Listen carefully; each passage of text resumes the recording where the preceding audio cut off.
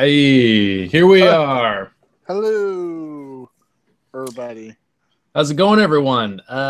This is episode 9 of Super Celluloid Bros, the video podcast-ish, where we sit around and talk about movies. I am half of your hosting team, DisRegarding Henry. And I am the left half of the hosting team, DisRegarding Bretflix. How are you, Henry? I'm pretty good. How are you, DisRegarding Bretflix? Pretty good. Chilling. It's been an uneventful day so far. Just relaxing. Yeah? Yep. What have you been up to? I'm a little tired today. I was up late a couple days ago, and it's kind of thrown my sleep schedule off, so I'm still kind of recovering. Yeah, getting old. I feel your pain a lot. I work graveyard, so basically, Oof. if I sleep any time that is not like after 7 a.m., then that screws me up for like 10 years. So I feel your pain. I work in a coffee shop, so I have to get up early. And anytime I stay up late, I end up paying for it. Yeah. At least you have plenty of caffeine, I guess, to push you through till the end. Yeah, that's true. But it wears off, and then I crash, and I get even more tired. Yeah. I don't even know if caffeine works, at least not on me. Like, I can drink a whole cup of coffee and then go right to sleep and won't even feel like I've done anything. I can too, funnily enough. It seems to vary. Like, I have days where I seem to only have like 1 or 2 drinks and I'll feel really jittery. And then other days where I'll have like 3 or 4 and I'll still come home and take like a 2-hour nap. Yeah, I don't know. I think it might be because of my years of abusing my body with soda as a kid, but caffeine doesn't do a thing on me. I can drink plenty. I'll drink a ton of soda and then go to sleep. The worst thing is I'll have to pee, and that's it. So for me, the best way to wake up is like get in the shower. Like no matter how little sleep I got or however tired I am, as long as I can get to the shower and get the water on me, I'm pretty much good to go. Yeah, that's good to have a technique. Yep, for sure. I hear the best way to wake up is an apple, but an apple. But I read that on the internet, so that holds no water. Yeah, I've heard water wakes you up better than caffeine. That's what they say. I believe it. Water does everything better than anything. They say a lot of things, though, don't they? Yeah, that's true. Those doctors, they don't know shit. They want us to get vaccinated. Like, oh, God. We're going down the rabbit hole. Yeah.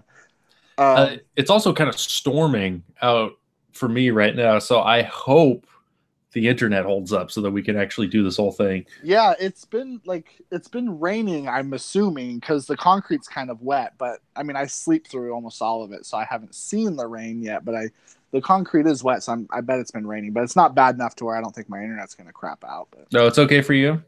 We're actually getting some thunder right now, or we were earlier, so if there's an abrupt cutoff, you'll know the reason why. Yeah. But hopefully we'll be able to get through all of this. Right. So this is a show where we talk about movies, I think. So yeah, we haven't done any of that yet, but we'll get to it. Did you watch anything good? Wait, I wanted to know what you thought of Unsane because you mentioned that last week. Yeah, I did mention that last week. That's Steven Soderbergh's. That's his latest, right? So right now. Yes. Yeah. Yeah, he's already got one that he's already shot and finished. I think that's coming out later this year or early next year or something. Yeah, every time you wake up in the morning, he has a new movie out. So I can't I can't keep on top of it. But I think this is his newest one. It just like came out on DVD and it's on Amazon to watch. So yes, I watched it on Amazon Prime. Mm-hmm. Yeah, I saw that one. That was actually the first movie I saw when I got my movie pass. Oh, really? So that was really cool. So I got to see that in the theater, which was a lot of fun. Nice. And actually had a surprisingly decent turnout, at least a bigger one than I thought there would. Movie actually did well. It cost very little to produce, and it didn't make like Marvel money. Yeah, but because it was so cheap, it actually turned a pretty healthy profit. So that's cool to see. Yeah, it doesn't need to make Marvel money to turn a profit. Yeah. But yeah, I mean, people like horror movies, and they kind of marketed it as such. And yeah, so I would say when I saw that movie, there was at least like 20-ish people in the theater, and I thought I'd be like the only one in there. Yeah.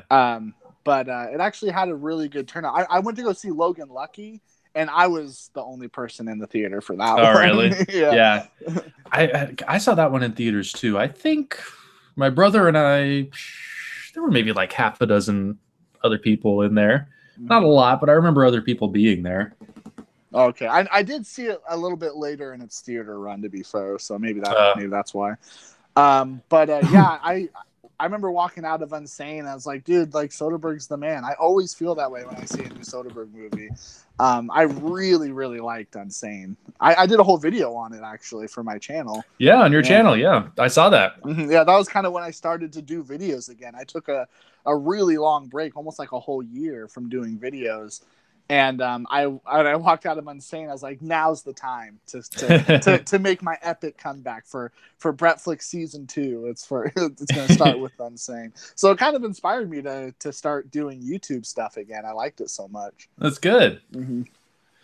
I see a lot of stuff that I wish I still had, like the patience and the motivation where it's just like, I want to tell people about this movie. I want to tell people like to see this movie or say something about it.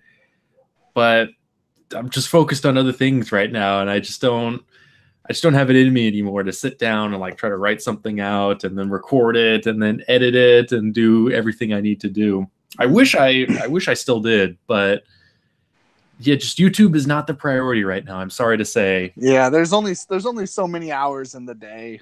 Yeah. Oh well, still doing this once a week, so that's something. Right. Yeah. But I remember, I'm trying to remember a lot of the comments I made in my video, just because I only saw the movie in the theater that one time, so it's not very fresh in my mind. Been a little while. Yeah, but I still remember it pretty clearly. I remember a lot of highlights, and there were a lot of highlights in the movie. Yeah. I mean, I like Claire Foy's, her performance was amazing. Yeah, she was great. I thought Amy Irving was terrific too. Yeah, it'd been a while since I had seen her in anything. She was in a lot of great stuff in the 70s, like especially the De Palma stuff she did. Like she was great in Carrie. She was great in The Fury. And she appeared in a couple other things, but I always thought she was really good. And then it seemed like she went away for the longest time. And this was like the first thing I've seen her in ages. And she was so good as the mom. Like, it's nice to see she still got it. Yeah.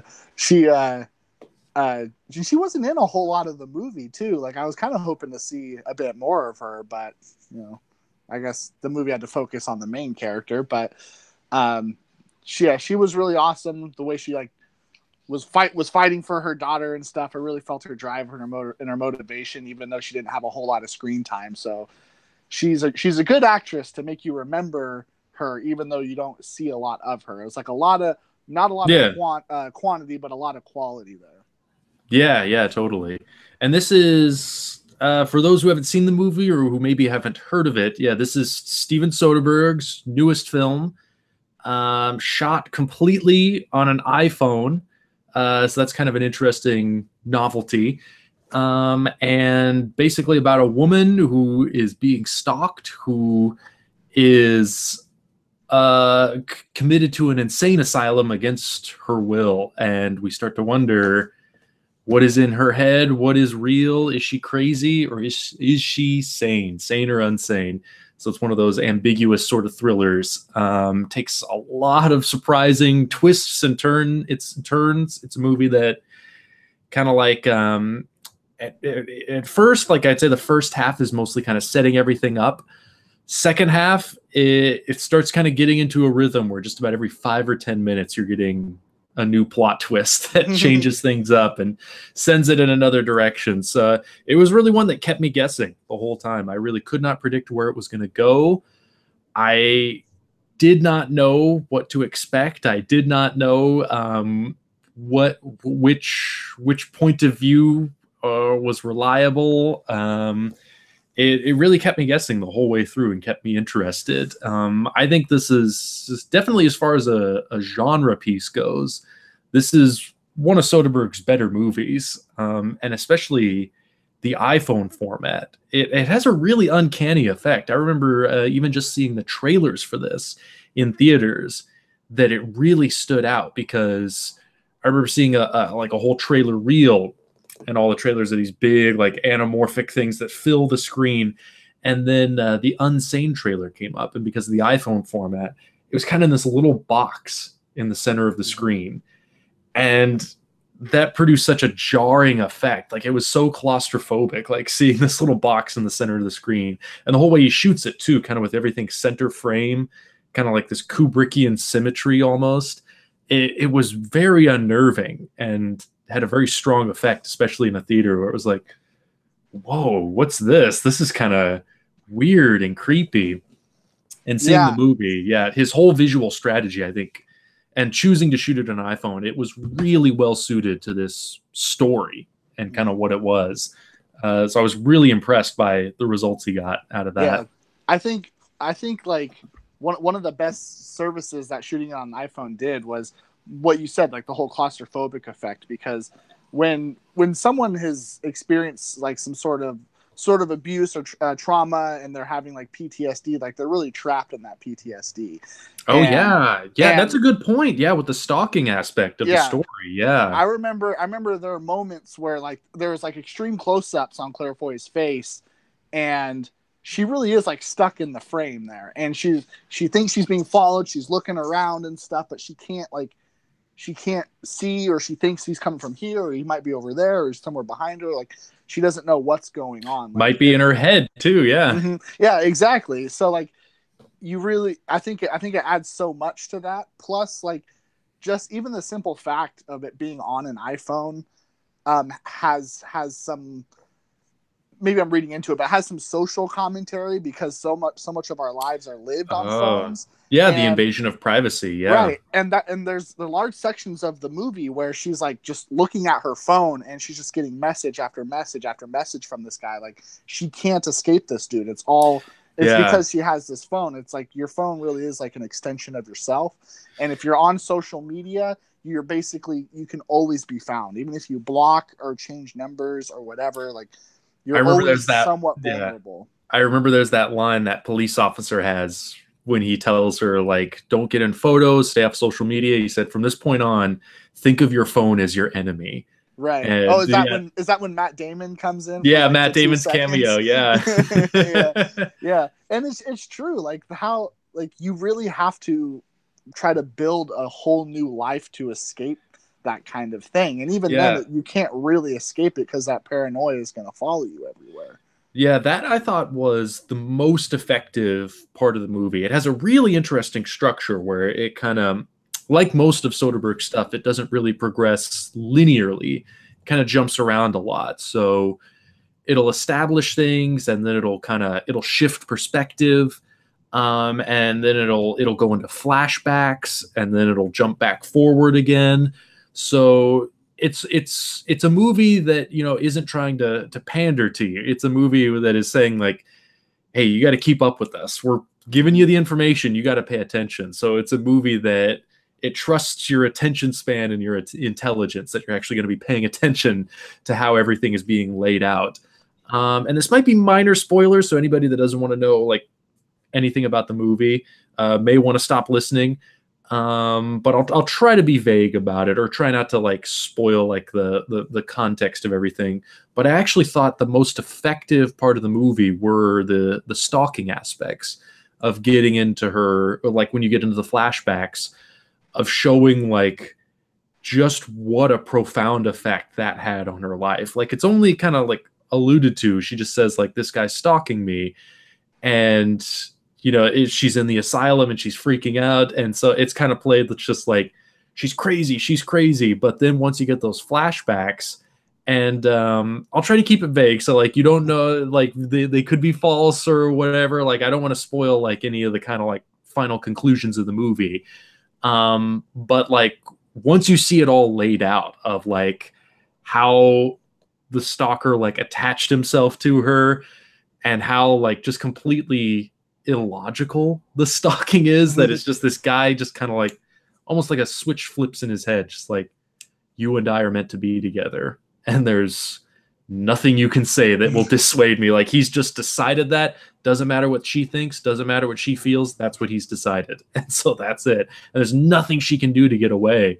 And once you see her like having to like move and to try and get away from him, just that whole process that it goes through, taking you through that step by step in that Soderberghian kind of methodical way, that to me was the most chilling part of the movie. It was like, my God, that is really what this kind of stuff does to people's lives. Like, when you get stalked by somebody who's that fixated, it's like, Jesus, it really ruins your entire life, and you have to start over from square one. And I was really captivated by that whole sequence, and it was the most realistic sequence. So I was really just like, wow, that feels chillingly accurate. Like, I was relating to the character so much in those moments and really feeling disturbed and unsettled. Yeah, it is a very realistic sequence, and that contrasts so much sort of to the rest of the movie, because especially in the second half, the movie does get pretty outlandish. Like it goes over the top. And, it goes big, in a good way. I mean, so that it has that sequence to say like, okay, I am making kind of an entertaining thriller, but like, this is some real shit here. You know, this is an important thing. Like, there are people that think that they are entitled to other people's lives, which is such a strange thing. Like, they're like, I own you whether you want me to or not, and I have the right to do whatever, even if it means kill you and stuff. It's so dark. I'm getting into major spoiler territory now, but I'll try to be vague for anybody who hasn't seen the movie. But another one of the most disturbing moments, I thought, the whole time this guy's like saying to her like, I love you.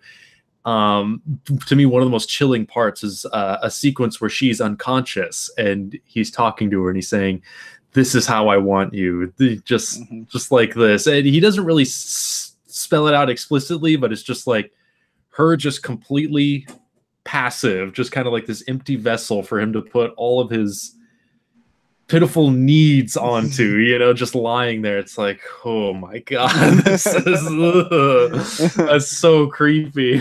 And so sad too, because like you can sort of understand that the guy's like, he suffered like serious loss and tragedy, and he has an intense need for something, but it's taken on such a twisted form that's the most disturbing thing about it, is that like it seems to come from some place that I don't want to say understand, like if not sympathize with, but like you can understand like, oh my God, this is this guy's coping mechanism. And right. It's so twisted, but I thought all that was really well done.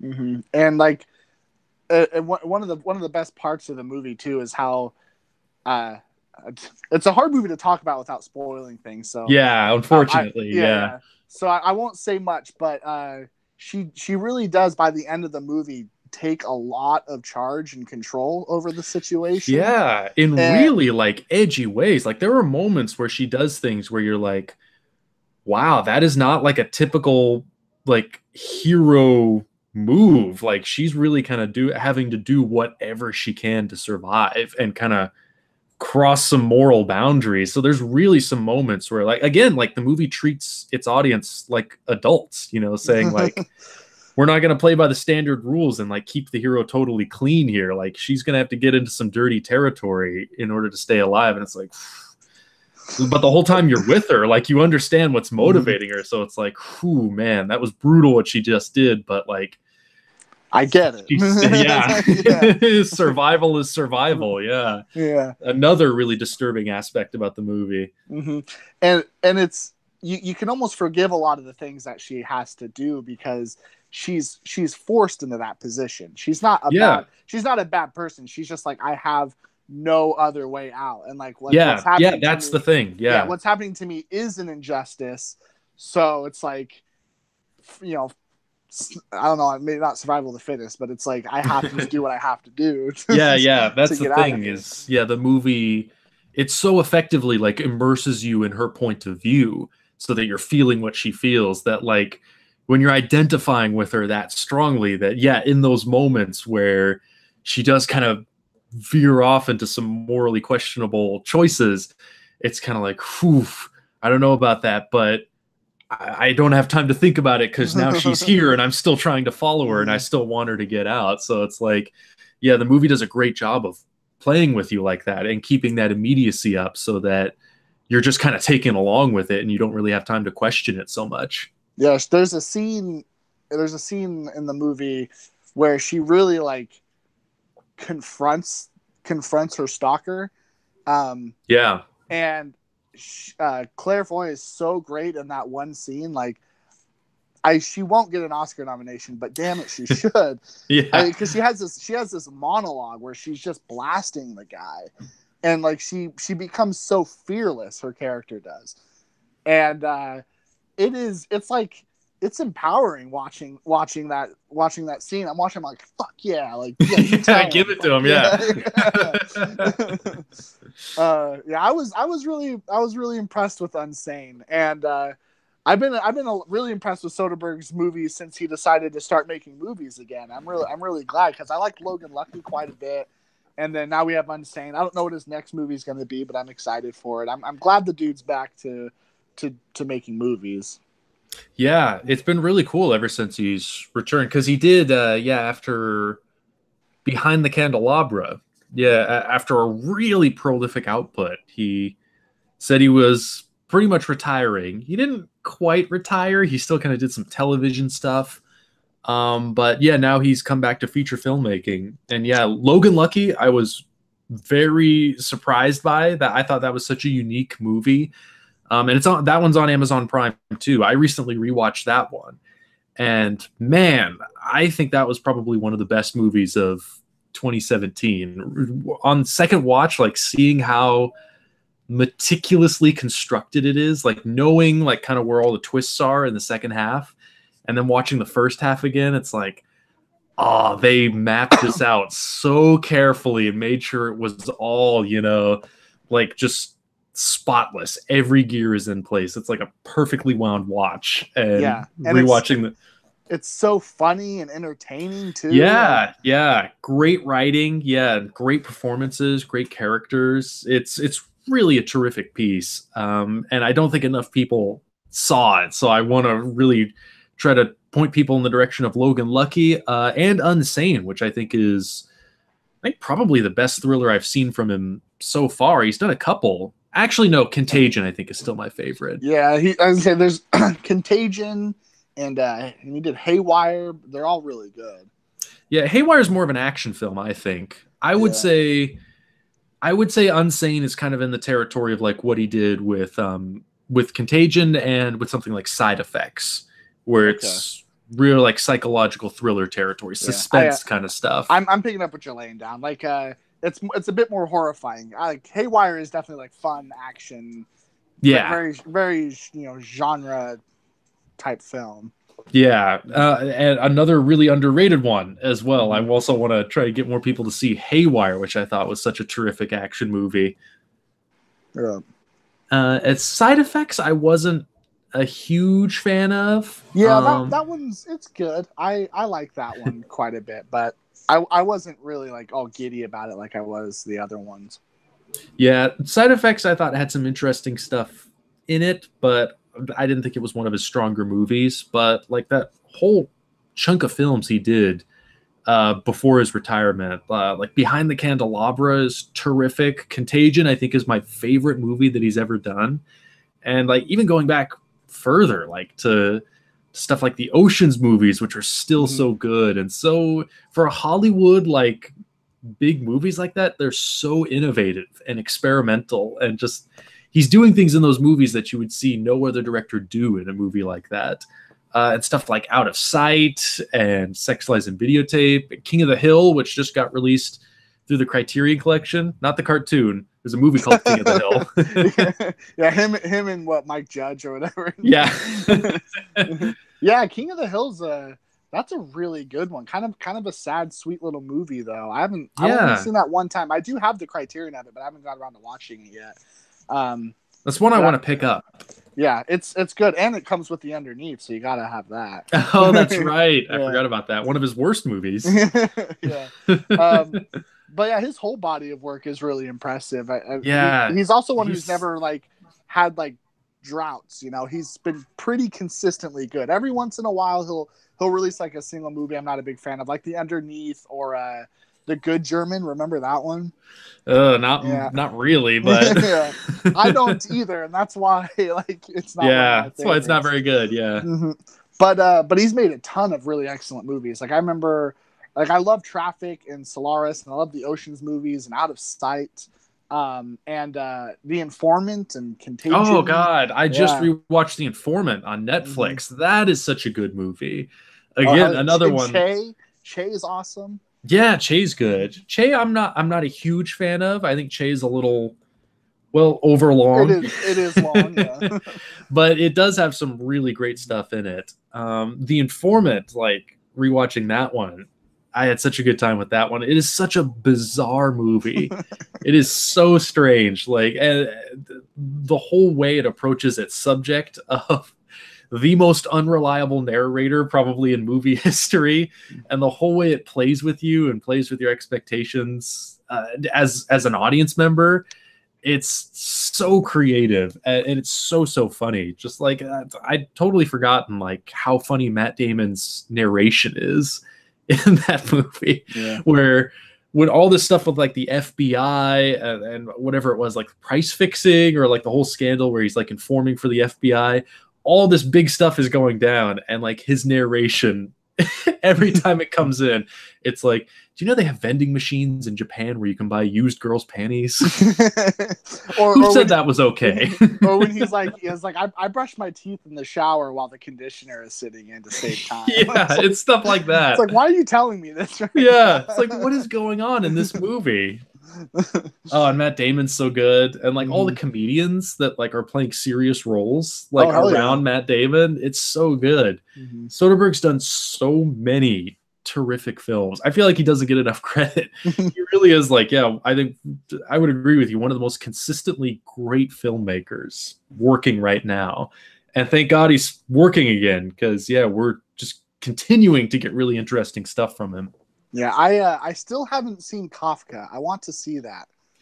Ooh, Kafka is a bit of a slog. Yeah, I heard he was like re-editing it and stuff. Like, did he ever finish that, or what's the story with that? I don't think so. Yeah, I heard like, I think I read in some interviews, like, gosh, it was probably like almost a decade ago at this point, that he was saying he was recutting Kafka.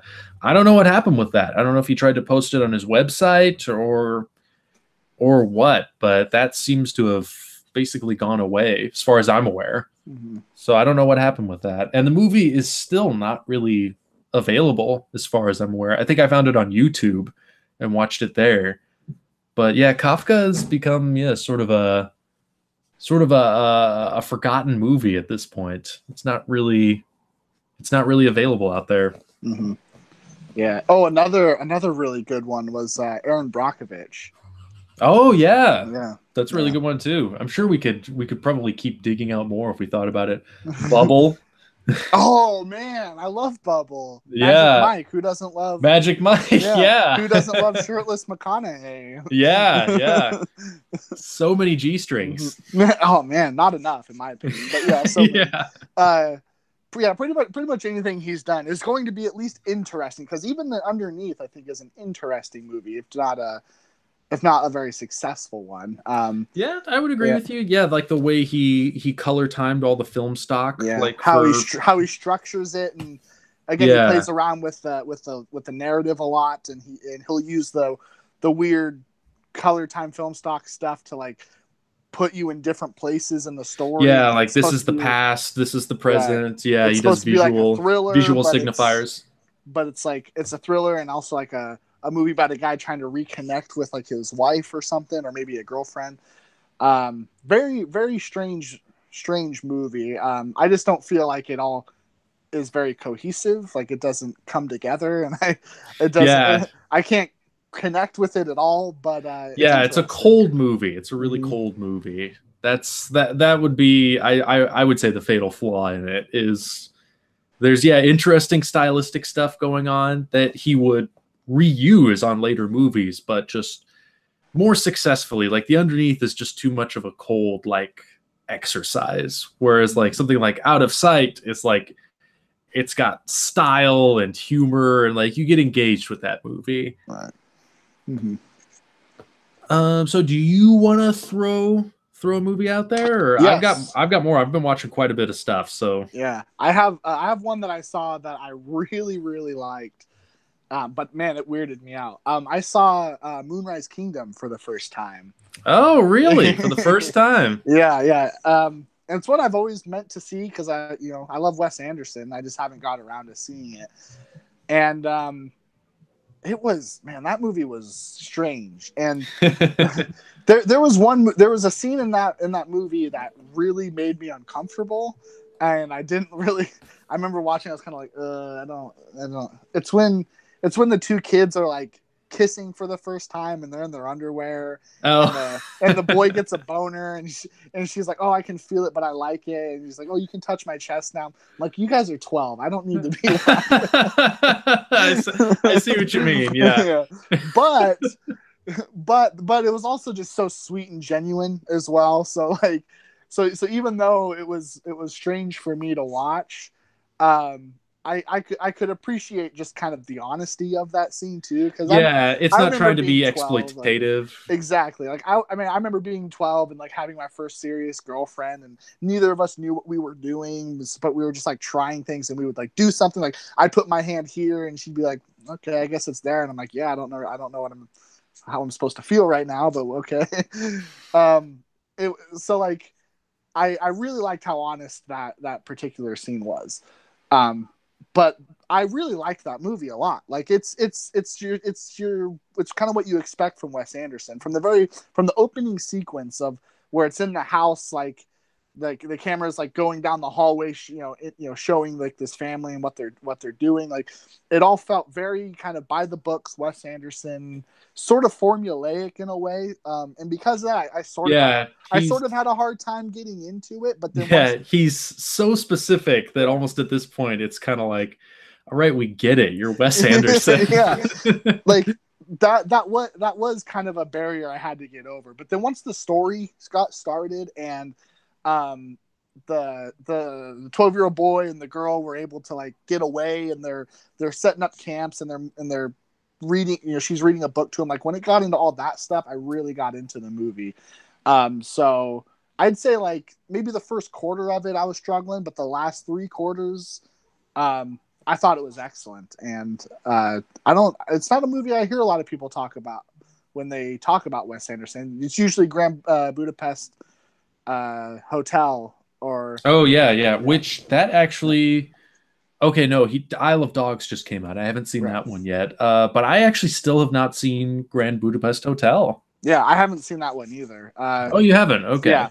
But I know like everyone loves it, and he won an Oscar for it, right? Did he win screenplay for that? I don't remember. Maybe. Yeah, it got a ton of acclaim. I know that one. But, yeah, definitely. Yeah, Moonrise Kingdom, I don't hear a lot of people talk about. I don't know if it's just me, and maybe I haven't come across the right. Well, that one did well. Or something. It did really well. Yeah, I think it was the highest grossing indie film of that year, and it got really great reviews. Oh, good. Okay. Yeah, it was cool to see, like, of course, Frances McDormand and Bruce Willis and Edward Norton. It had a great cast. Bill Murray and Jason Schwartzman are in it, but you expect that with Wes Anderson. Yeah, they're in every one of his movies. But I don't know the names of of the actors who played like the boy and the girl. I don't even remember their characters' names. Yeah, I don't remember either. But they were so good. Like they were charming. They were quirky. It was a very unique love story with them, and I can only imagine how hard it must have been to find like the right actors for those roles, because I know it's hard to work with kids, and it's hard to like have them understand what you might want them to do in a movie, and they were just so pitch perfect for that role. And yeah, especially with like Wes Anderson, he's got such a particular kind of tone he wants to hit, Mm-hmm. and finding kids with the skills to be able to do that, where he's like, he has to be able to communicate, this is what I'm going for, and you really have to nail it, because if you don't nail it, then it's not going to work with all of this other stuff that I've pretty painstakingly put together around you. So yeah, that could have been like a major thing, yeah, if he couldn't find the right child actors.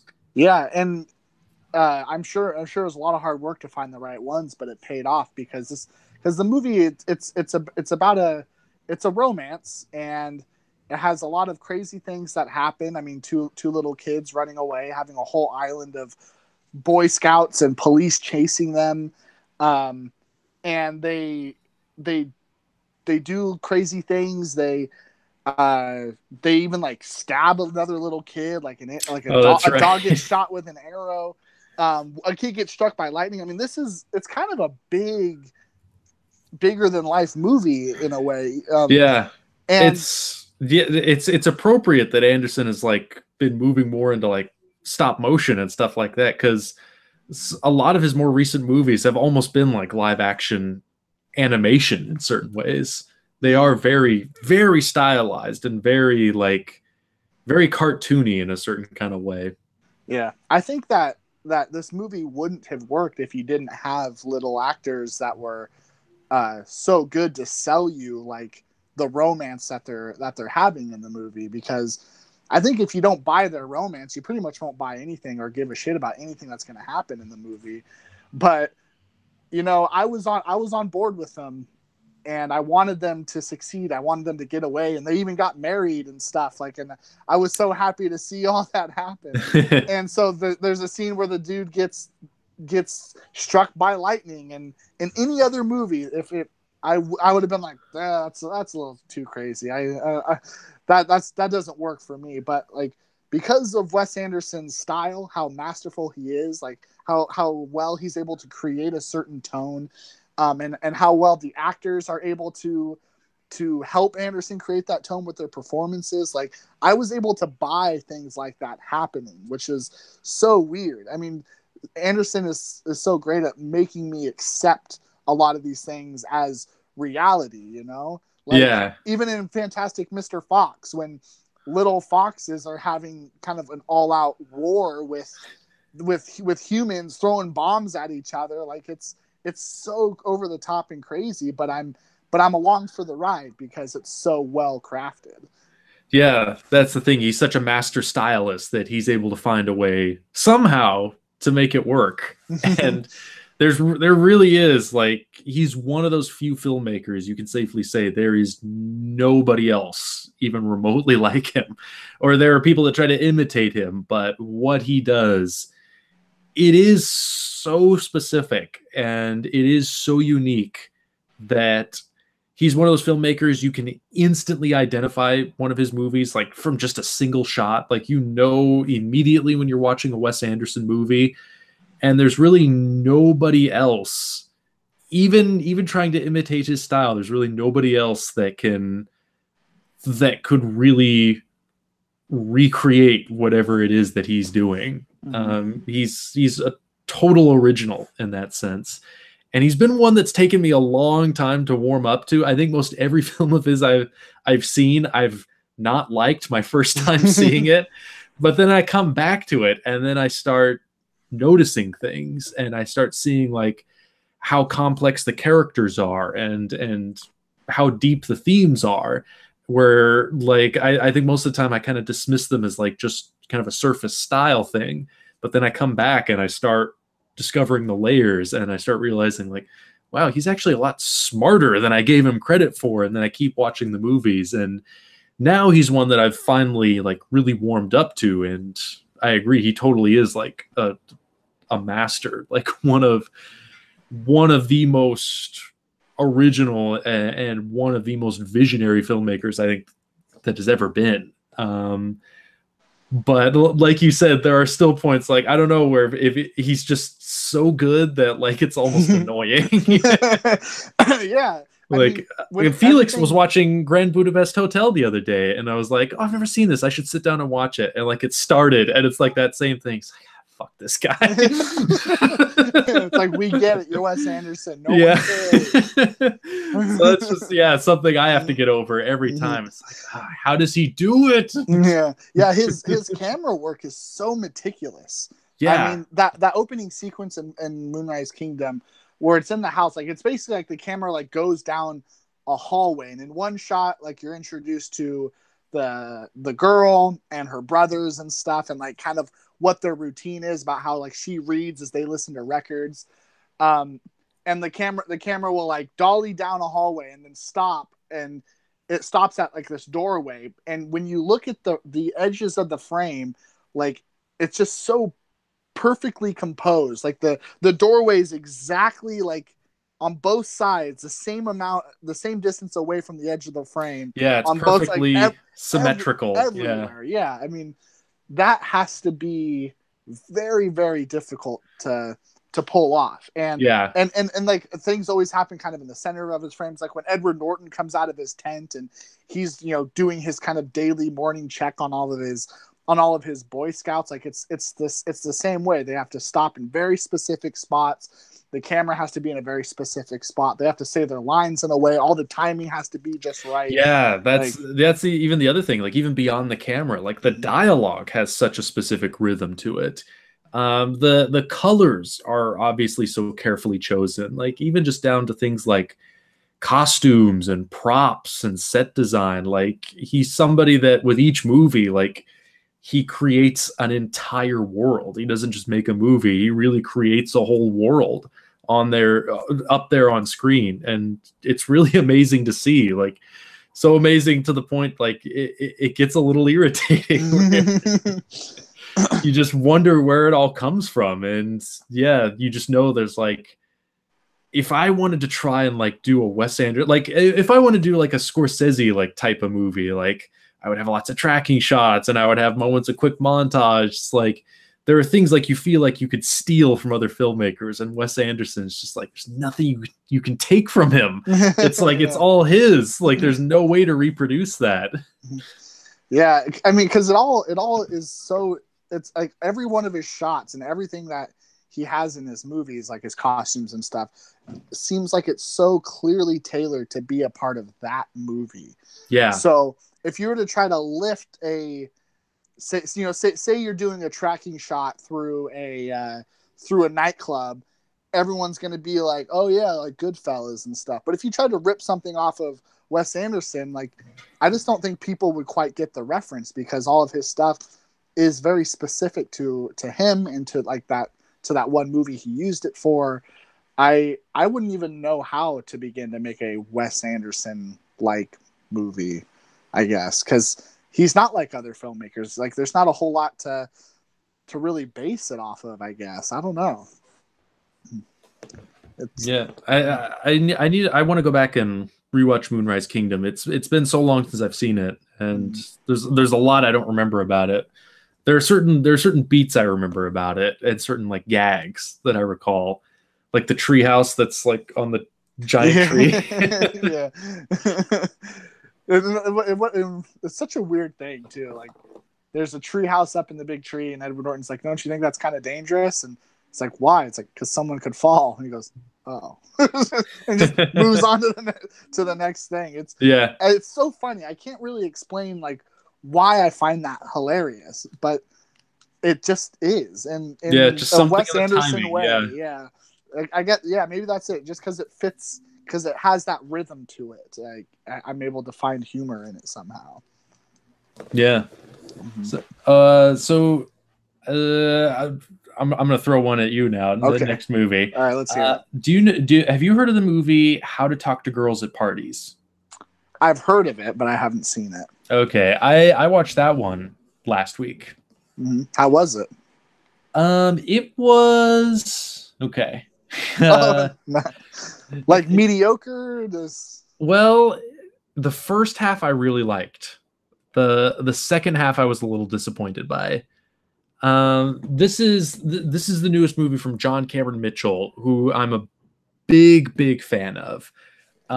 He hasn't done very many movies. He's probably most well known for Hedwig and the Angry Inch, which he did for the stage, and then he also wrote, directed, and starred in the film adaptation of this stage musical, which is a terrific movie. He also did one of my personal favorites called Short Bus, which is a film that is noteworthy for featuring a great deal of unsimulated sex, but is also on top of that just a really good and really moving film story. I've seen Short Bus. Like, that is a great movie.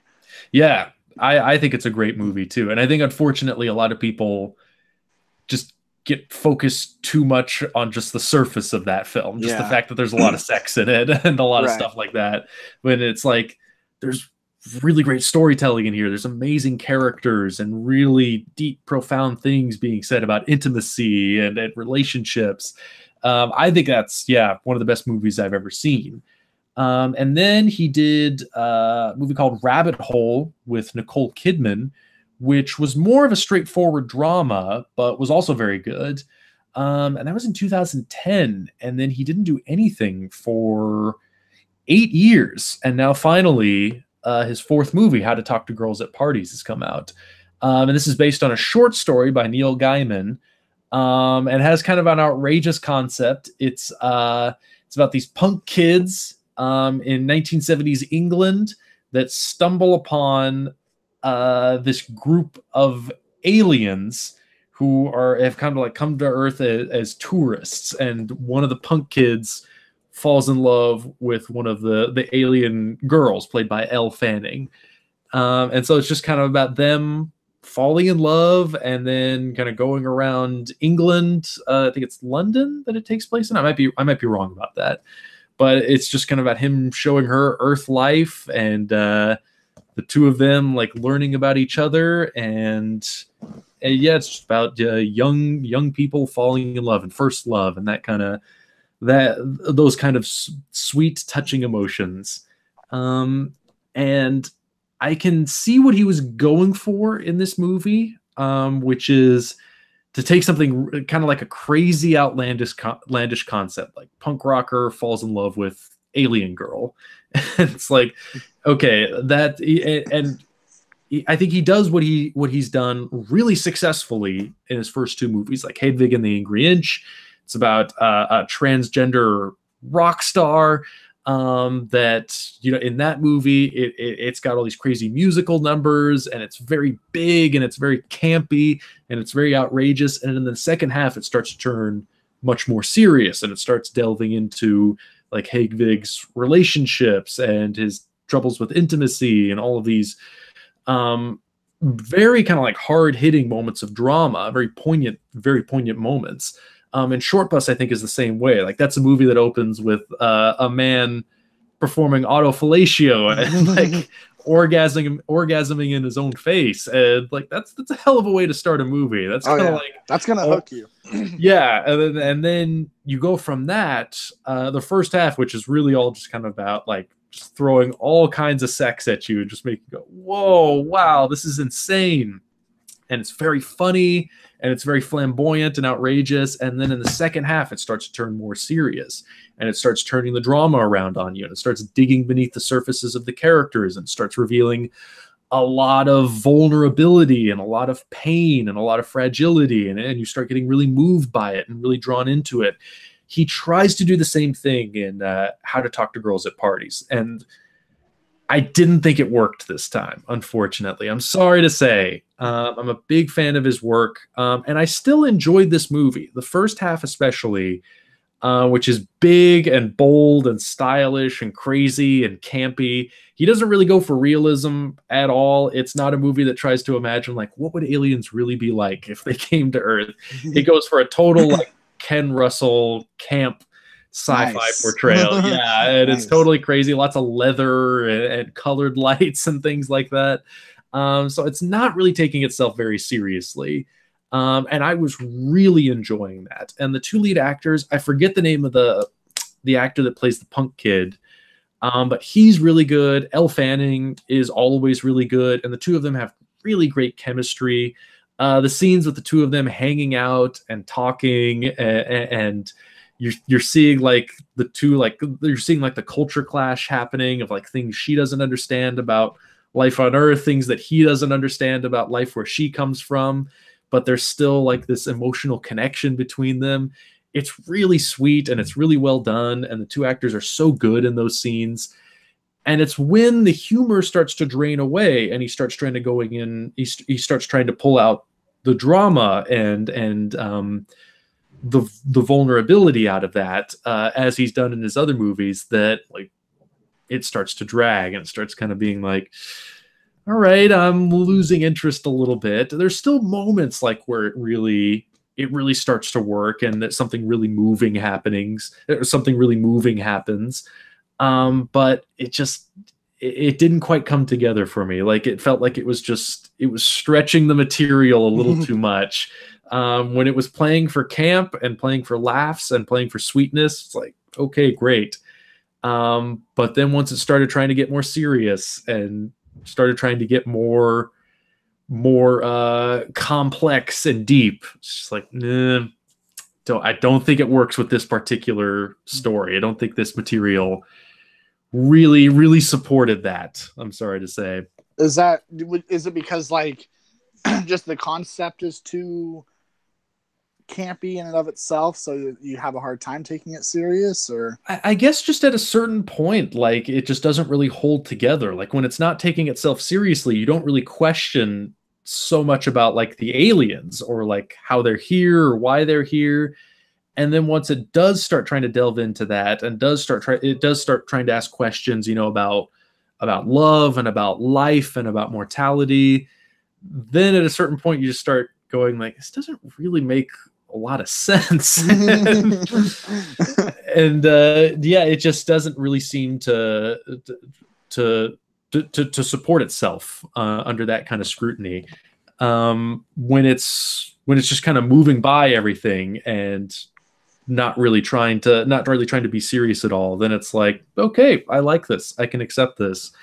And then just the second half, it just didn't quite work, didn't quite click. But I'm still a huge Mitchell fan, and I would encourage people to see this movie because I still think there's stuff in it that is really enjoyable and really charming. And it's definitely a movie that I think will develop a cult following. It didn't get very good reviews. I think Mark Kermode even like put it on his list of the worst films of the year, which I definitely don't think it's that bad. Even if you dislike it, I don't think it's that bad. At the very least, you got to give the two lead actors some credit for being really charming and for really engaging you in the story up to a certain point. But I don't know. Yeah, I guess just at a certain point, it kind of loses focus on that. It starts trying to like get into asking some bigger questions, and it's just kind of like, I just want to see a punk rocker fall in love with an alien. Like, stay focused on that. Okay. I think I can kind of get what you're saying. I'd have to see the movie, of course. Yeah, but and I would encourage you to. It's streaming on Amazon Prime. I recommend people check it out. Give it a shot for yourself. I was disappointed in it, but that's not to say that I didn't get some enjoyment out of it. That's not to say there aren't things in it that I did like and enjoy. Yeah, I remember that kind of shift in tone in Short Bus, because at first the movie is just a lot of craziness and a lot of sex, and it's very funny. Yeah, like they're going to this club called Short Bus, and you're watching everyone bang, and they're doing a lot of very interesting positions. I remember there's a really great threesomes scene with with the gay couple, and they invite someone in to join them on occasion.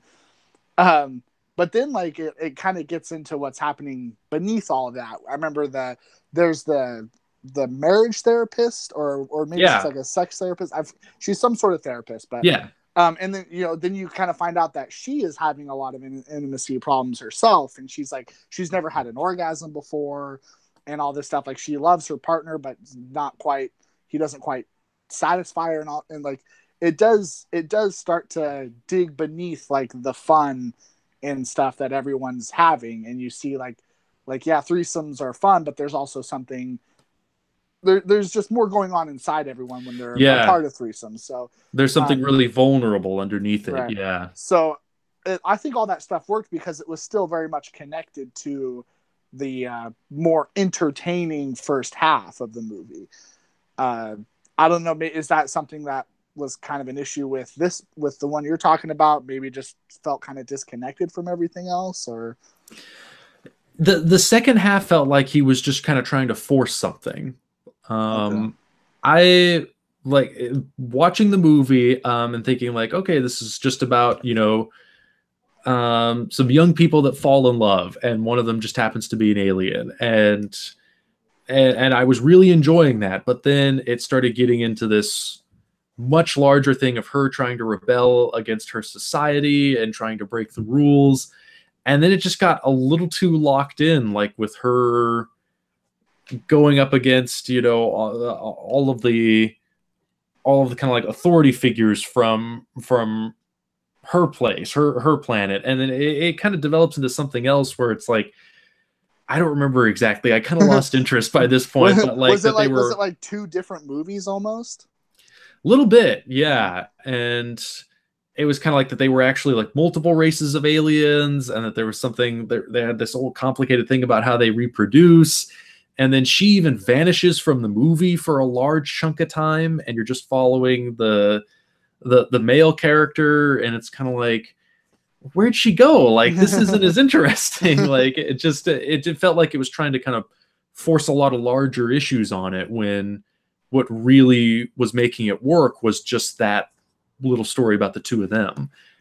And I kind of wanted that, and not all this other stuff that it felt like he was kind of trying to put in to kind of to have a bit more, thematic material to try and tackle, and a bit more things to say. It's like, you don't really need to say it. You can just, have this story here. That's how I felt, at least. Yeah, it kind of sounds like there's almost two different movies that are being pushed together right there. I don't know. A little bit, yeah. It's all very weird the whole way through. But it's just, once it starts taking itself a little too seriously, it's like, it's not quite enjoyable weird anymore. There is a great musical sequence in the second half, though. We'll say that. That's worth sticking around for. It's very trippy and crazy, and that's the one part where it kind of starts coming back together. But then there's a whole ending sequence after that just kind of goes on and on and on. It's like, oh boy, should have ended it with the musical sequence. Well, at least it shows he's still an interesting filmmaker. He definitely is, and I'm glad I watched the movie. And there's a lot of stuff that he tries in it that I definitely do admire, and I got to give him credit for taking a risk, for not just saying like, okay, I'm just going to do something campy and weird, and that's it. Of saying like, well, let's see how far I can go with this. Let's, see if I can't pull something really deep out of it. So I got to give him credit for trying. That he's one of those filmmakers that with every movie, he is really going to try and put himself out there and really try to say something about who he is and how he sees the world. So for me, like any film like that by an artist that is really trying to express who they are, that to me is never wasted time. Even if I don't think the movie quite works, it's like, well, I'm glad I watched that. And I felt like I got another little piece of who John Cameron Mitchell is as a person. Yeah, that's more than most good movies can say. So yeah, exactly. Yeah. Do you have another one you want to talk about? Yes, I do. And it's one, you probably know what it is. It's one I've been saying for weeks I'm going to watch, and I haven't yet, and I finally got around to watching it. I finally saw Quiz Show. I finally watched it. Yes. And you were right. I did love it. You're like, I bet you'd love that movie, and you weren't wrong about that. Excellent. Glad to hear it. Yeah. That's a fast 2 hours. I mean, that movie hits the ground running. It's very quick. It's throwing a lot of stuff at you. But it's very well put together. Like, I didn't know Robert Redford had that much talent as a director. I kind of saw kind of a left-handed compliment. But I know. I didn't mean it to sound that way. But I haven't seen a lot of movies he's directed. Really the only one that I think I've seen, at least off the top of my head, was Lions for Lambs, and that one's kind of a stale movie. there's not a whole lot that's interesting in that movie. Like, the only thing I like about that movie is just the scenes with Meryl Streep and Tom Cruise. Other than that, that movie's boring as hell. I So remember that came out when we were in high school, and yeah, I wanted to see it, but I never did because you're it not didn't missing look that interesting. much. um, so that kind of put a bad taste in my mouth for like Robert Redford films that he's directed and stuff. I've always liked him as an actor, of course, but and also like I haven't seen Ordinary People, but Oh yeah, that's a good one. yeah, but like I always see people kind of trash on it because like that won Best Picture over Raging Bull, Oh and yeah. everyone's like Raging Bull is clearly the better movie. So I don't know. I even though I haven't seen Ordinary People, so I'm not trying to diss on it, but I guess I've just sort of had a bad taste in my mouth with Robert Redford films that he's directed. Okay. But Quiz Show though, like that, like if you just like any movie he's directed, like that proves that dude knows how to make a freaking movie. Like it almost felt like an Oliver Stone movie because of the energy and how just kind of complex all the angles were, but how clearly told it all is. Like Yeah, there's a it's got lot going on, but you're always following and yeah, stuff. so many characters, so many Mm-hmm. perspectives, and yeah, it's all really well balanced. Yeah, Mm-hmm. there's never a moment where you're really lost as to far as like who's who, what's happening, how it's affecting the other stories. Yeah, it's very perspicuous in that sense. Right. And a lot of the time when I watch movies and one character is referencing another character who's not in that scene and references their name, a lot of the time I don't really know who they're talking about because names don't stick with me, with some exceptions. And I think this is one of those exceptions since like everything is so clearly told. Like when one person is shouting, and now I can't remember their names, but one person shouting out like Ray Fiennes' character, like I know who they're talking about. Because because all the characters are very well defined and well acted and so well written that like I was always following every beat of this movie.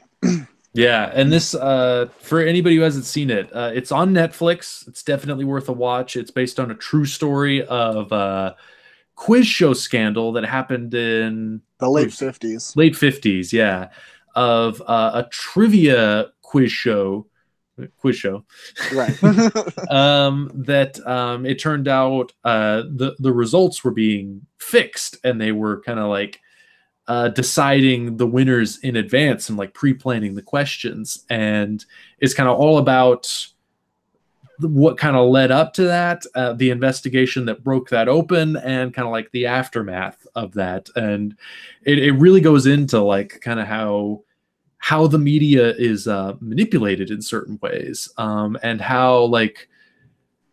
how a certain kind of truth, quote unquote, is really sold to the American public based on kind of what we want to be the truth, Mm-hmm. and how we're kind of complicit in accepting that truth. And it's really interesting the way it tries to dig beneath that of kind of like all of the lies behind it, and how a lot of times we don't really want to hear that the lies are lies. We kind of rather believe the lie and believe that that's the truth. Um, and yeah, it really gets into to kind of like the beginnings of television, and the manipulations of media and things like that. And even beyond that, it's just an entertaining movie. Like just great actors, great directing, great storytelling. Mm-hmm. Yeah, an amazing cast, and no one's put to waste. And like even Scorsese, who Yeah, he's plays, great. he's a character in the movie. Yeah, he doesn't have a lot of screen time. He really only has like one major scene, and he is like kind of menacing in that role Yeah, where yeah, he's basically saying like I make so much money off of lying to the public. Like even if you do blow this open and like you expose us, like we're gonna continue to make a shitload of money because people just don't care. yeah. And that really is so true. Like I feel that way whenever there's a major controversy over pretty much anything. A lot of the time I think like just give it a week, dude. No one's gonna care anymore. People most of the time only care kind of when it's news, and then as time goes on they stop giving a shit about a lot of things. And so I mean that Scorsese's role in that movie, like to me just made me realize how relevant that movie is, not only when it was made in the 90s, but even now that it's 2018 is still and how relevant. And how the people that tend to go down for that kind of stuff are most of the time just the scapegoats, and it's the people behind the curtain that are just going to continue doing it and continue pulling the strings. Exactly. I don't want to get too political, but that's kind of how I feel about like the Harvey Weinstein thing. Like, he's not the only one who's a total shitbag. Like, there are so many more, but he's probably, at least for the time being, going to be like the only one who's exposed. Like, I'm very sure that there have to be dozens and dozens more people just like him in Hollywood and in the rest. I mean, the rest of the country and the rest of the world. He's not the only one, but he's kind of the one where everyone's kind of pointing their finger at. And so I think all the other people that are kind of like him are going to hope that they only put the blame on him and that they'll get away scot-free. Yeah. Well, it seems like every week there's a new scandal breaking. So yeah, maybe times finally are changing, but I hope so. I really do hope so. But man, this movie, even though it took place in the 50s, it felt like it was relevant for today. I mean, it is kind of timeless in that way. And I thought it just did a really good job at capturing a time and a place, of course, but like, but also just like a certain mindset. And in that way, it was a lot like an Oliver Stone movie, something like JFK, because JFK is less about fact and more about like just trying to capture feeling. A feeling, and trying to be a movie about the kind of paranoia that we have and how much this changed our country. And I thought of Quiz Show kind of in very much the same way, where like that's how I feel every time I see any sort of reality television, whether it's a quiz show or something like The Real Life or whatever, you know, or even something like Dr. Phil. All the people that you see go on Dr. Phil, I go like, this has to be a character that these people are playing. Like, I don't buy that they're actually this crazy. You can't watch it without feeling like I'm being lied to in some shape or form. Right. Like... and the thing is maybe I'm not, but there's so much distrust that we have in the media that we may just never know now. Like, if we're being lied and there's to there's still that large portion of the population that is still just willing to accept it. That do watch like Dr. Phil, or even like a reality show, like where it seems like it's so blatantly obvious that they're manipulating things and scripting it. It feels so fake and artificial, but like I've met people, I've talked to people that actually accept it all just completely at face value. Like, can you believe that happened? Like, can you believe that's so crazy that like the lives those people lead? And it's like, kidding me? You actually bought that? When I worked at Fred Meyer, like people would turn those shows on. It's like, oh my god, did you see that? It's like, you're buying this? Yeah, to me, it's like it's transparent that they're just acting. I mean, it's like if anyone were to watch WWE and think that these personas that these wrestlers are playing are their actual lives. It is very clear that they're playing a character. And that's why you watch it. Yeah, exactly. Like, I can get along with that, but there are people that take that as like reality. Like, that's who The Rock is. Like, that's what he's like. It's like, no, it's not. Like, that's who he's like. He's like that when he's in the ring, but when he's doing an interview for a movie or something, he's not doing that same thing. Why would you think that it's real? I guess that's the thing. Like, people are eager to accept the lie. Like, it's kind of like a magic trick, you know, where like it only really works on you like if you want to believe it's real. And I think a lot of people do. I myself even, I think, fall into this category in certain areas. But like, I think most of us do really want to believe that we're not being taken for a ride most of the time. We want to believe that there's a truth there. Mm-hmm. Yeah, it's even like when people share things on Facebook, like when there's that one guy or girl that posts about their relationship that they're in, like, oh, we're so in love, and then they break up a week later, and like I now just don't believe anything people say on on the internet or on television or anything. And everybody's I hate being that cynical, but like, everybody's become a media creator, like trying to sell a certain image of themselves. Right, and exactly. It's still no more truthful than the version of ourselves we've gotten from other media outlets. Yeah, I mean, on the internet you can be whoever you want to be. So say what you will on Facebook, I'm only going to think of you that way if I like see you doing that stuff, you know. It's it's crazy. Quiz Show captured that paranoia and that just distrust you have with everything very, very well. And I think it captures the complacency too. Like, I love the moment, like at the beginning of the movie, when you see Ralph Fiennes coming in and they realize, like, oh, this guy is exactly the image we want to sell to people, more than the John Turturro character, who's kind of annoying. And they have that whole thing where they try to like prep him, like, would you be willing, to answer a question you already know the answer to? And he says, no, I don't think I could do that. That's dishonest.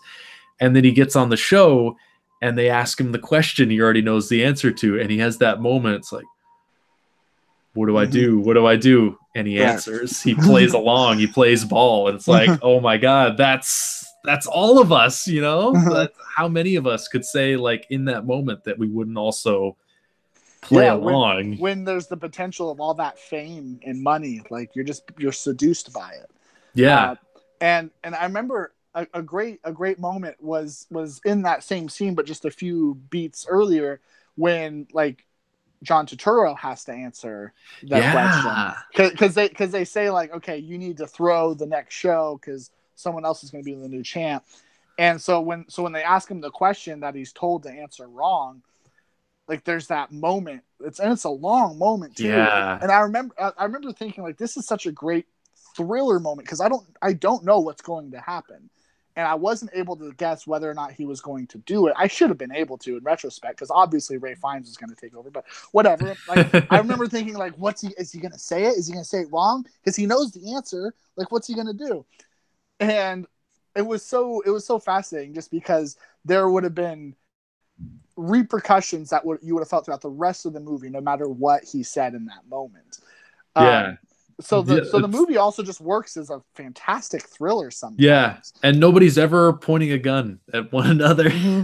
Right. But you still, there's still suspense. Oh yeah, it was really, really awesome. And I remember I started the movie and I'm watching it, and I had to pause it for a pee break. And so when I paused it, I was an hour and 40 minutes in. I went, holy shit, this movie's like almost over. I didn't even realize like so much time had already gone by, but it's that energetic. Like, it's, like I said, it hits the ground running and it goes, and it's very, very quick. And it's always throwing something very important at you that is going to play in later. So you're always paying attention, very close attention. And it's funny and it's sad. There's great performances from everybody. Like, oh man, what's her name? Mira Sorvino. Yeah. I even loved her a lot in the movie when she's calling her husband out on her bullshit. What does she call him? She calls him like some sort of like an apologist for, what she said, like, for the Jews or something. Like, she says something like that. I don't remember that part. Because it's like he's trying to have his cake and eat it too, because he wants to like help. He wants to like expose these quiz shows, but not get like his friends in trouble at the same time. Oh yeah. So I forgot what she calls him. She says something like that. Maybe that's not it, but she was so great in that scene, because he really needed to have that moment of like self-reflection that he just wasn't getting. But then she steps in, because the whole movie she's not really doing a lot. She's just kind of the wife character. She's just sort of there. But then there she demands the scene and she owns it, and she really stuck out. Like, this movie is very, like, it centers a lot on men. Like, it's all men. And she was able to kind of shine through all that, which I thought was great.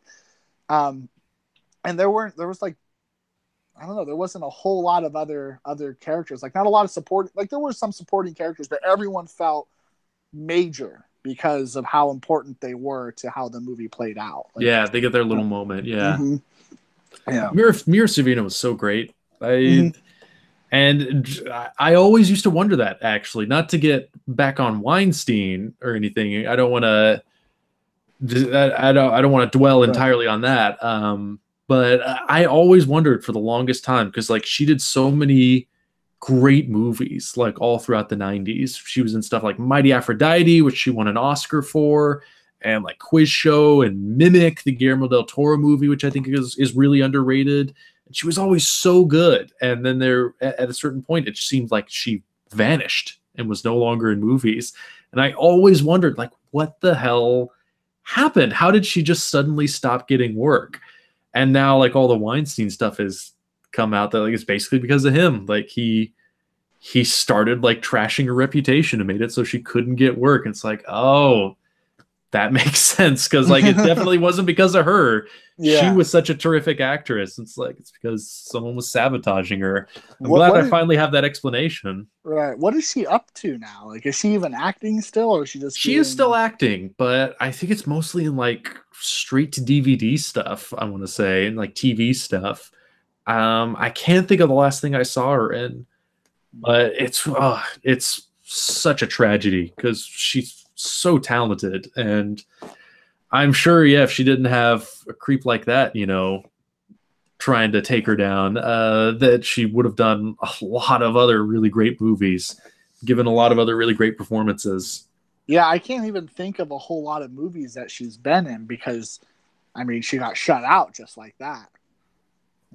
Yeah, I know there was a lot of stuff in the 90s, and there was even more than what I mentioned. I know I've seen her in other stuff too, from that time, but it's not really coming to my mind right now. But if I had a list in front of me, filmography, it's like, oh yeah, that movie, there's a great one. Yeah. Mm-hmm. Oh, what else did I want to say? Something about Quiz Show. I can't really remember now. Oh, that's right. Martin Scorsese's line. Another reason he was perfectly cast, for I think maybe just one line, where it's when they decide they're going to get rid of John Turturro, and there's the producer like trying to defend him, saying like they really like him in New York, he's from New York, and Scorsese, like, this is his lines of saying, this is his way of saying like we're going to get rid of him. He just goes, Queens is not New York. Click. Yeah. So only Scorsese could have delivered that. I mean, if anyone knows New York, it's Scorsese. So yeah.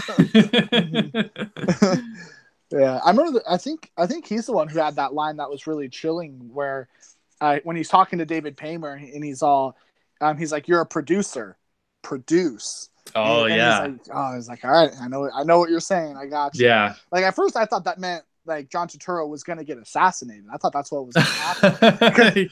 Because it's so heavy. Yeah, seriously.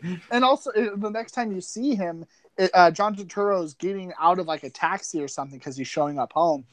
And he's walking down the sidewalk and everyone's like going, hey, like you were great tonight on the show. We love you. You're doing awesome.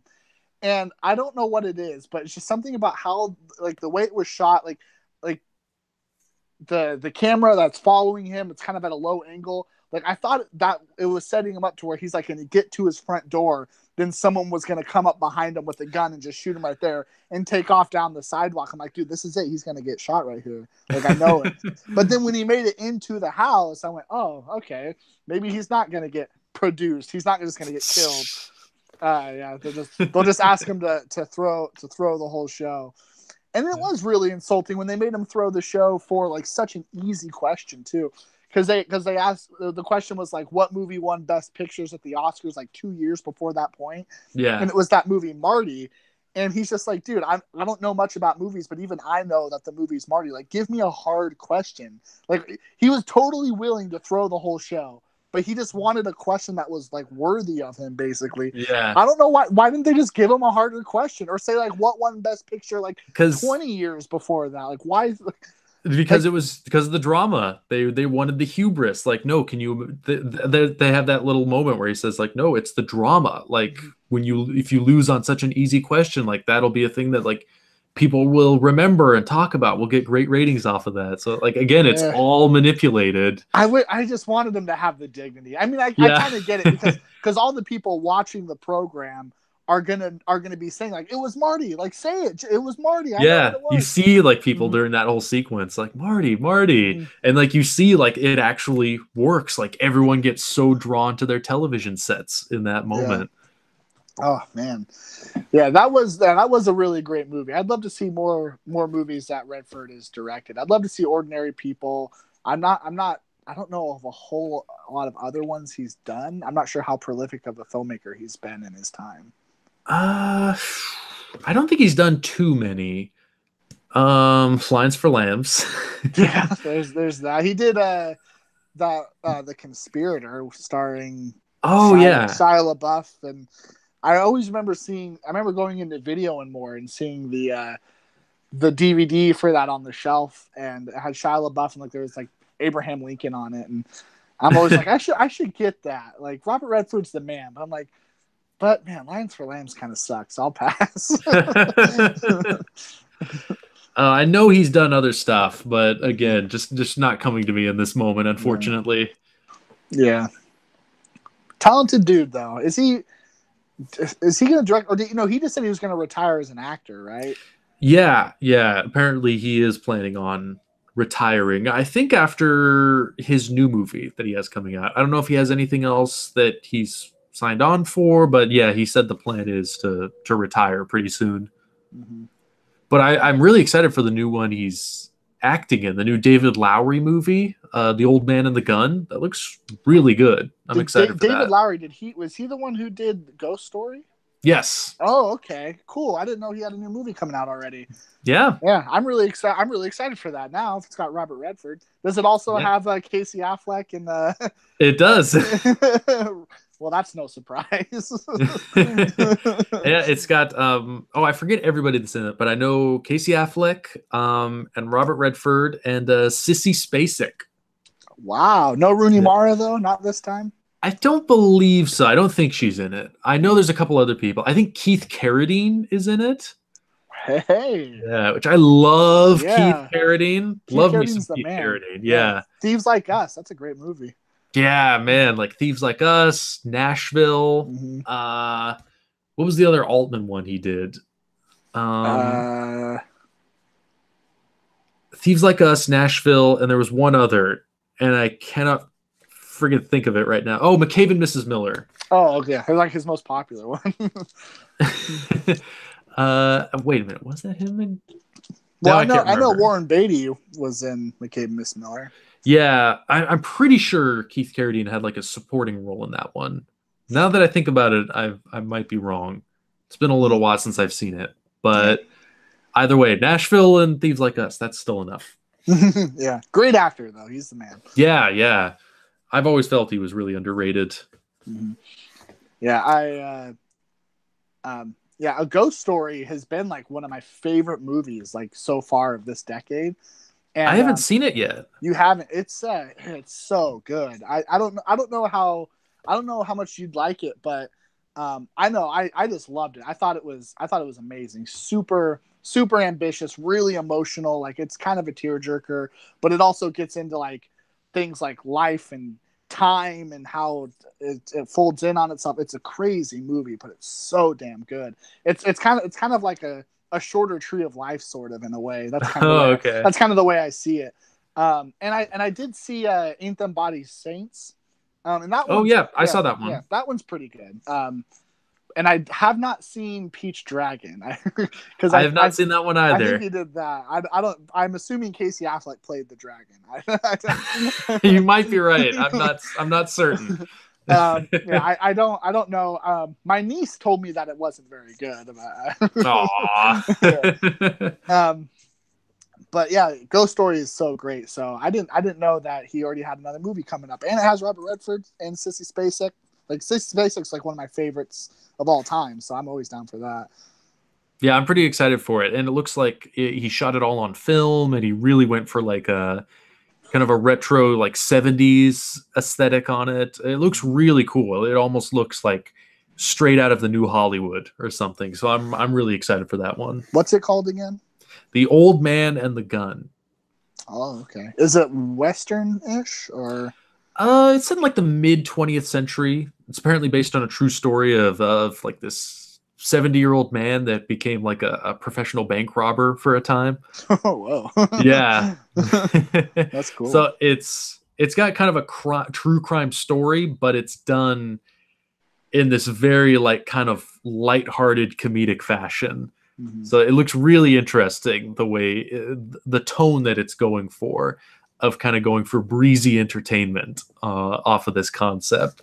But I remember watching the trailer and thinking like, that looks like a good old fashioned like 70s character driven movie star film. Like you get Robert Redford, you get Sissy Spacek, like just charismatic stars that you put up there on screen, and you just let them act. Mm-hmm. You don't fill them with you don't fill the movie with big shootouts and car chases. It looks like there's a bit of action to it, but for the most part it's just like, we've got great actors and we're just gonna let them act. It's like, hell yeah, you go, you do you, David Lowery. I like what you're putting out there. Yeah, that's good, especially since his style is turning to Redford and Spacek and going, you guys do you. Yeah, essentially, yeah. Sometimes the way to do it. Mm-hmm. But yeah, I really dug what I saw in the trailer for that one, so I'm pretty excited for it. And there's a lot of buzz around Redford that he may finally get an Oscar for this movie. Oh yeah, he's never won one, right? He's won for directing for Ordinary People, but he's never won for acting. Wow, and he's such an iconic actor. It's strange to think that he doesn't have one.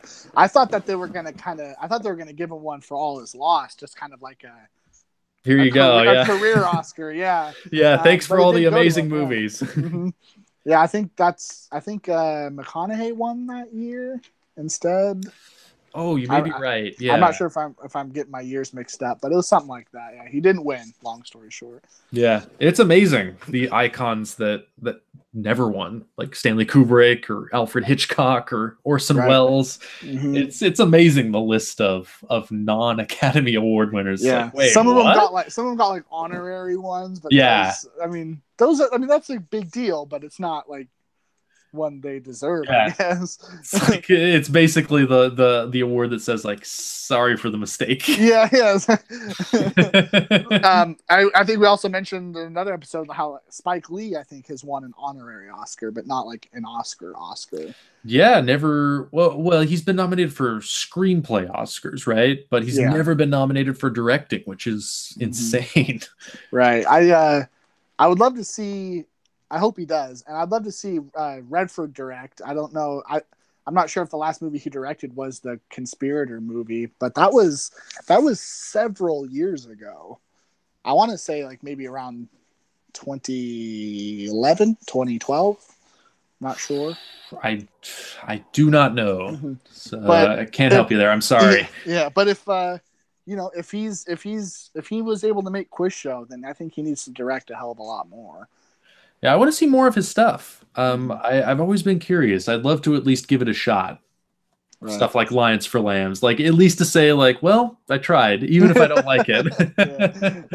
Like I said, all the scenes with Tom Cruise and Meryl Streep, those were really engaging, but everything else was boring. All right, but who knows? Maybe you'd love it. Maybe, yeah. You never know till you try. That's what I always say. Like, I think people are too quick to like accept like the tomato meter or the IMDb rating or something. It's like, you should always be deciding for yourself, like see it for yourself and see if you like it. Are you still there? Yeah, I'm here. My battery's at 10% on my phone, so it shut my camera off, but I should be back on. Okay. Okay, there we go. All right. All right. So we're on a time limit? Yeah, we got to start wrapping it up. But I do really want to like second what you just said about the whole tomato meter thing, about how like for a lot of people that's kind of an end all, like this is definitively what the movie is. Yeah, like, it's bad, so I shouldn't see it. Yeah, and I'm not totally sure how like the tomato meter works, but what from my understanding, this could be wrong, but my understanding is like the tomato meter is just the percentage of people that liked or disliked the movie. Like it doesn't necessarily average all the scores people gave it. Yeah, so yeah. if 100% of the people gave the movie a 60%, which I want to say is a fresh tomato, then the overall score is going to be 100%, even though most people thought it was a 60%.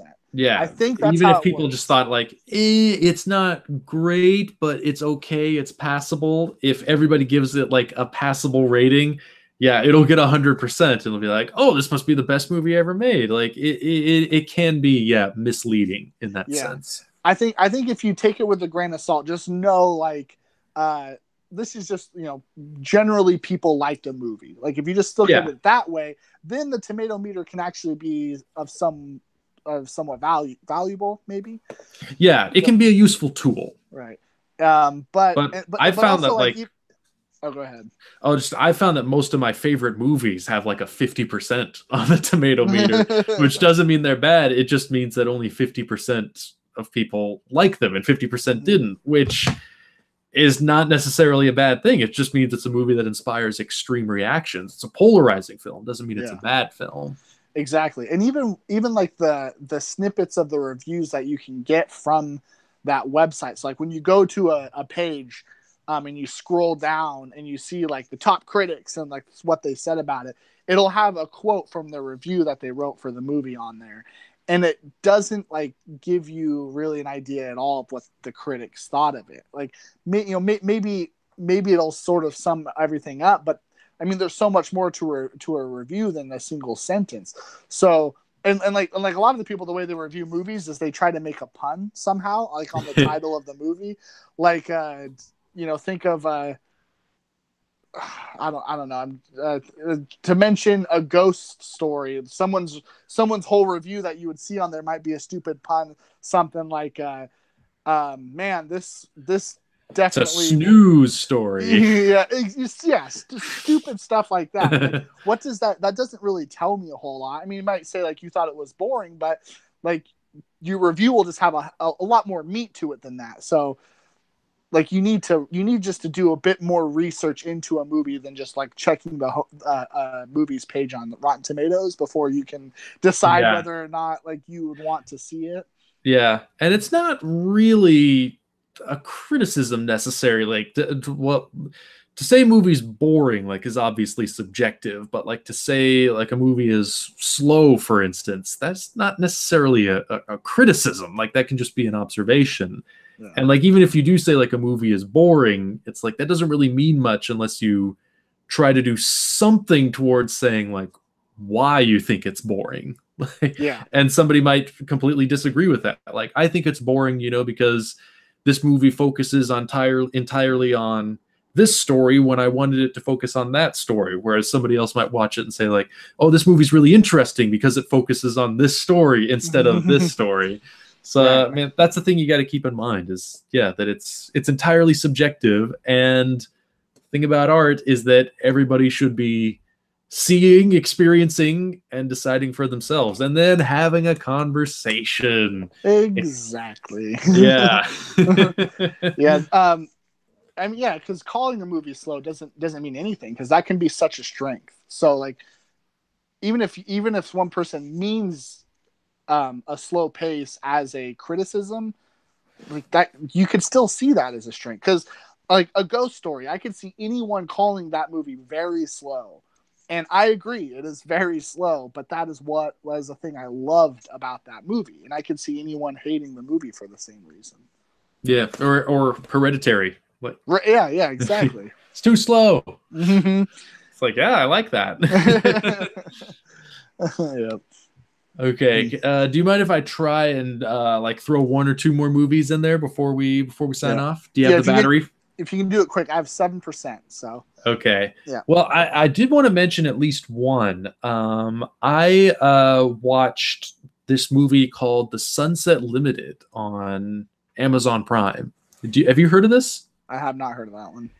It is a movie, an HBO movie, so a made-for-TV movie from like 2009, 2010 thereabouts, so fairly recent.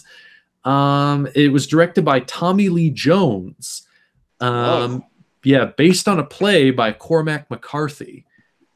Whoa. And it's screenplay by Cormac McCarthy, and that's a lot going for it already. Yeah. And it is just two actors, Tommy Lee Jones and Samuel L. Jackson, in one room for an hour and a half, having this incredibly deep and intense philosophical conversation about life and death and God and meaning and all of these other things. That sounds great.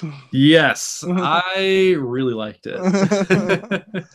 And it's another one of those movies. It's like it's just two guys in a room talking for 90 minutes. And from I didn't read a lot about the movie, but it seemed like it got kind of mixed reviews. A lot of people were kind of like, it feels really like a play, which it is a play. But if you like that, then that's not necessarily a bad thing. So it didn't get terrific reviews, but I knew it was based on a play, and I figured it would probably just be two guys in a room for 90 minutes. But I was like, Sam Jackson, Tommy Lee Jones, I'll spend 90 minutes in a room with them. So yeah, I watched it, and I love Cormac McCarthy. I think he's really one of the best writers, I think, ever. So I was very curious to see it, and I really like this movie. I thought it was a really amazing just piece of acting. Like the two of them, like the screenplay is so amazing. Like the way it articulates, points of view, the way it articulates, basically the concept is Sam Jackson's character has saved Tommy Lee Jones' character from committing suicide, from throwing himself in front of the Sunset Limited train. And he takes him back to his apartment to just try and talk to him about why did you want to kill yourself, and to try and talk him out of it, to convince him to live. And Sam Jackson's kind of like this ex-convict who lives in this really crappy apartment building. He's had a really tough life, but he believes in God, and he believes in, trying to do good things, and in trying to just follow the teachings of the Bible. Whereas Tommy Lee Jones is kind of like this really well-educated professor who is an atheist, and who basically believes that there's no point to anything, and has kind of caved into this utterly despairing worldview. And it's just about the two of them kind of like articulating their viewpoints, making arguments, and really just kind of like each of them is so intelligent and so good at arguing. Like every time one makes one point, the other comes back with another point, and just the conversation keeps going. And it goes in so many other directions and covers so many other topics. But really, I thought it was just like, it was two actors at the top of their game with some amazing dialogue. And Tommy Lee Jones, in his directing, I think he's very smart and very confident. And it's just like, we don't need to do much with this. Like, just get the performances on camera in as unobscured a way as possible. That's basically what he does. And they are both like so good, especially Sam Jackson. It's some amazing work, and I think this movie is really worth seeing. It's dark. It ends it ends on a pretty bleak note, which also I kind of expected, since it's Cormac McCarthy.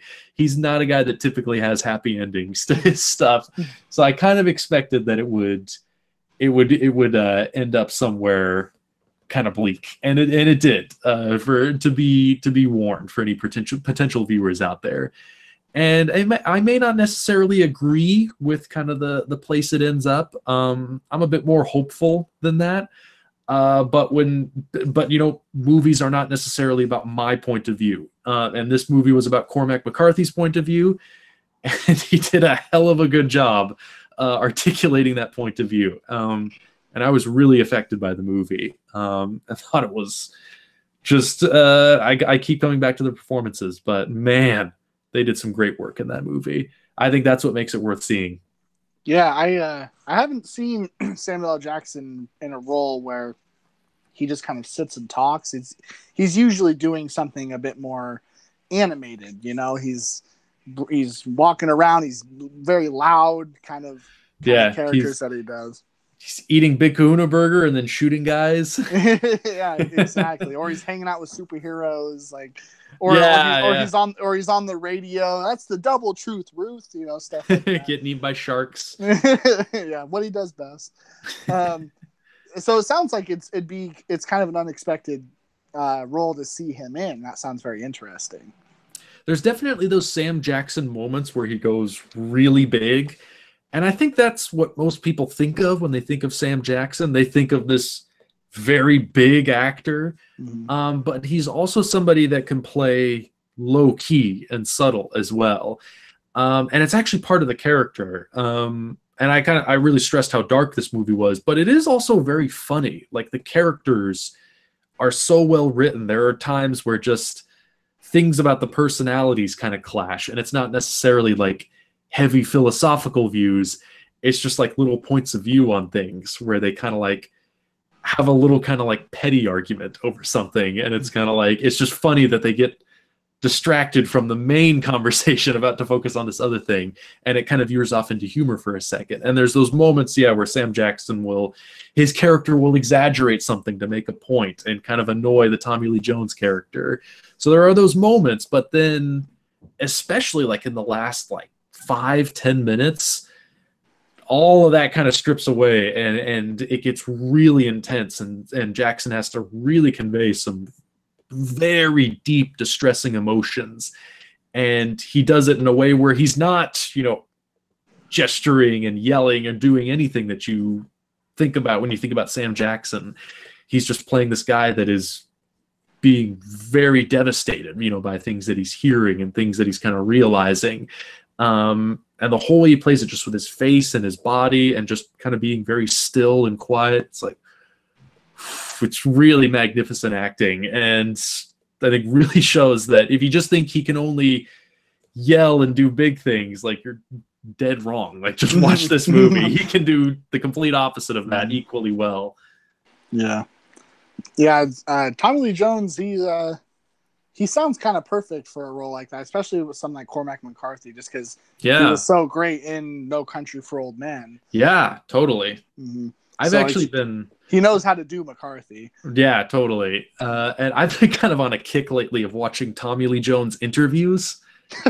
Okay. Have you heard about like his reputation? Uh-uh. He's like notoriously difficult to interview. Like, he is probably the most uncooperative interview subject ever. And I've just been on like YouTube, like just finding videos of people trying their damnedest to interview him, and he's just giving them nothing. Is it kind of cringy? Like, you're just like, oh, come on, Tommy, give him something. Yeah, like his style seems to be like every question he's asked, his response is to try to make the person feel as dumb as possible for having asked that question. But I found like this whole article written about him where it kind of went into that, just kind of like saying all the legendary things that, like, during an interview for Men in Black, somebody asked him if he believed in aliens, and allegedly he just got up and walked out of the room, like didn't even answer. Yeah, like other things, like for other movies where people asked him a certain question and he just said, like, that's about the dumbest thing I've ever heard. It just takes no shit. I wonder if he's just trolling or if he like genuinely feels that way. I don't know. He seems to have very little patience for like the Hollywood bullshit. Like, he just does not care.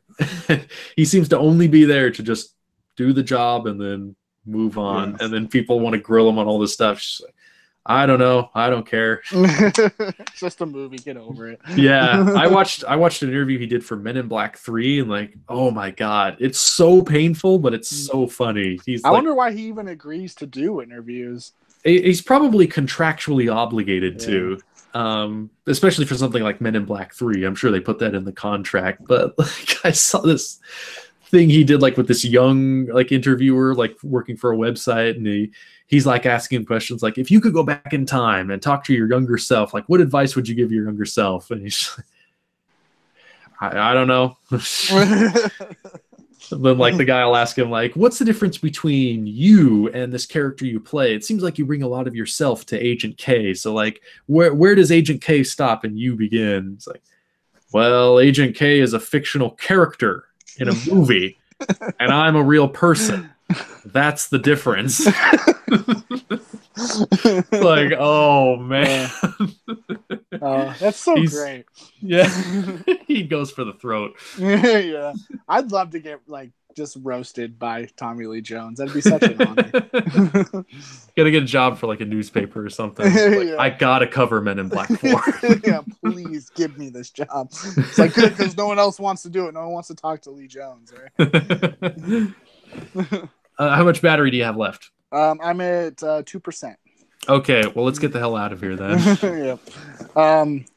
Well, it was a fun week. Another fun Wednesday for the record. Yeah. Mm-hmm. Do you have any plans on what you're gonna see over the next week? I really want to watch Spring Breakers because I moved that to the top of my queue, so it's right there. Next time I can sit down and watch a movie. Now there's a polarizing movie. Yeah. No, I'm still here. It's just okay. It's just reminding me about that stupid battery. But yeah, polarizing. I've heard, I mean, any Harmony Korine movie is polarizing. Yeah, very polarizing. Mm-hmm. I'm a fan of that one though. I really like it. But yeah, there's definitely some things in it where you're like, I don't know how to feel about this. This is interesting. Yeah, I'm pretty excited for that. What are you going to be doing for the next week? I know I'm going to go see a new Mission Impossible tomorrow with some coworkers. Yeah. So yeah. Probably talk about that. I know I'm gonna end up watching some stuff on Netflix and maybe on Amazon. We'll see what ends up happening. Mm-hmm. Well, cool. It'll be eventful. Yeah. All right. So thank you, anybody who might be out there watching. We appreciate your time. Hope you enjoyed it, and see you next Wednesday. Yeah, I'll see you next Wednesday.